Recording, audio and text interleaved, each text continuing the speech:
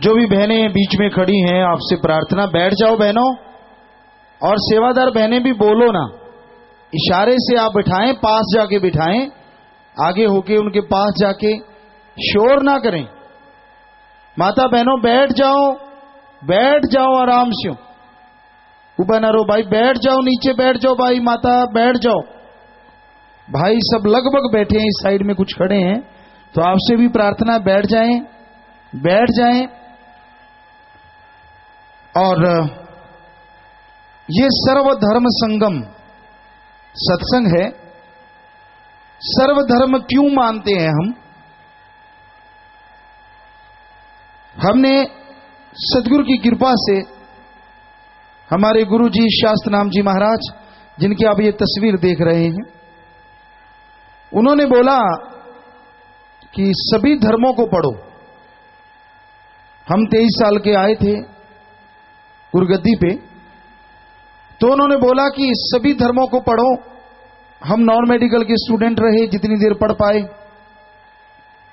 तो हमने वैज्ञानिक तरीके से, यानी विज्ञान के दृष्टिकोण से, हमारे सभी धर्मों के पवित्र ग्रंथ, जैसे हमारे हिंदू धर्म के पवित्र वेद शास्त्र, गीता, रामायण, महाभारत, 5वां वेद, इस्लाम धर्म की पवित्र कुरान शरीफ, कुरान मजीद, सिख धर्म की पवित्र गुरबाणी, ईसाई धर्म की पवित्र बाइबल, कबीर जी, नामदेव जी, धन्ना भगत रविदास, और इसी तरह बौद्धिस्ट, जैनिस्ट, जो भी पवित्र ग्रंथ मिले, पढ़े, आज भी पढ़ रहे हैं।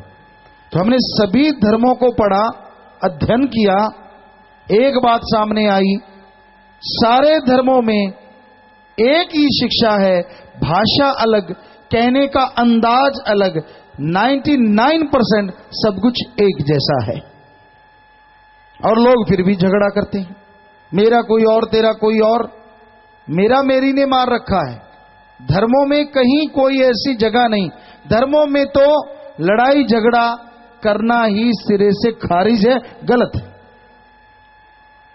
तो भाई इसलिए सभी धर्मों की चर्चा करते हैं। यह सत्संग सर्वधर्म संगम है। बहनों से एक बार फिर गुजारिश, आप बैठ जाएं। माता बहनों बैठ जाओ, शोर ना करो। तो सर्वधर्म संगम में आज आपको बताएंगे। आपका अगर कोई सवाल है तो आप सत्संग सुनते रहिए, ज्यादातर सवालों का जवाब आपको मिल जाएगा। फिर भी कोई सवाल है तो आप 2 लाइनें लिख के नीचे अपना नाम लिख दीजिए, तो यहां से आपके सवाल पढ़े जाएंगे।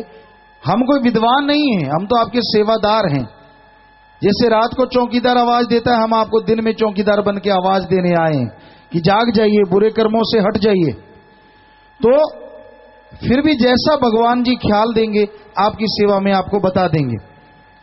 तो साथ साथ भजन चलेगा, साथ साथ आपकी सेवा में उस भगवान के बारे में सच क्या है, जिंदगी में खुशियां, सच्ची खुशियां, दूसरे शब्दों में आत्मिक शांति कैसे मिल सकती है।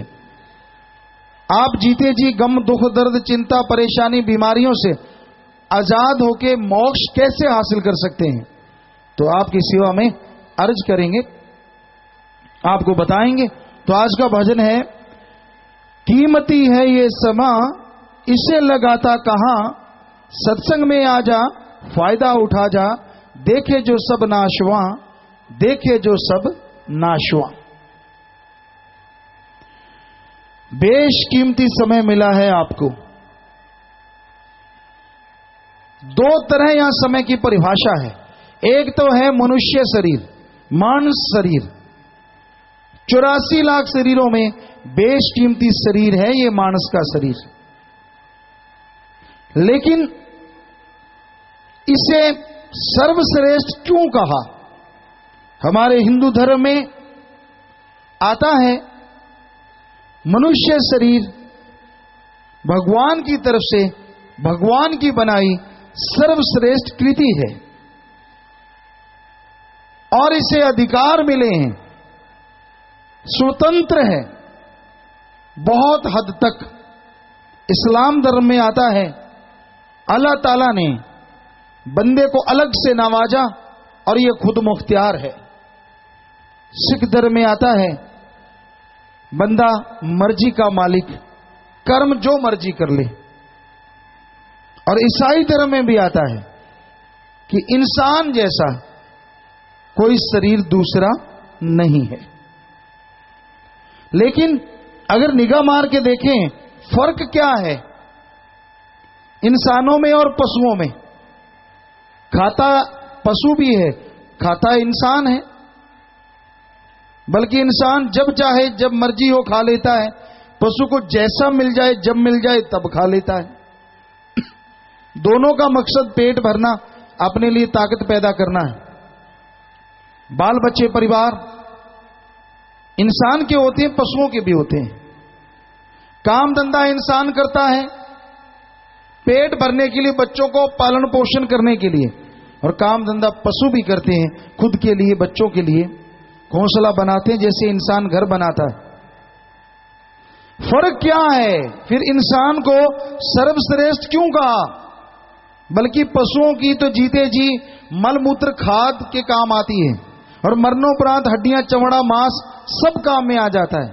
और आदमी का तो इनमें से ना जीते जी कुछ काम में आता है और ना मरने के बाद, बल्कि मरने के बाद जो चंद हड्डियां बचती हैं उनको समेटने में भी टैक्स लगता है।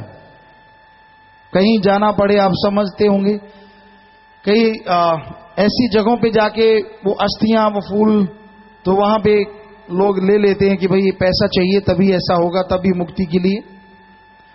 तो फिर आदमी को सर्वश्रेष्ठ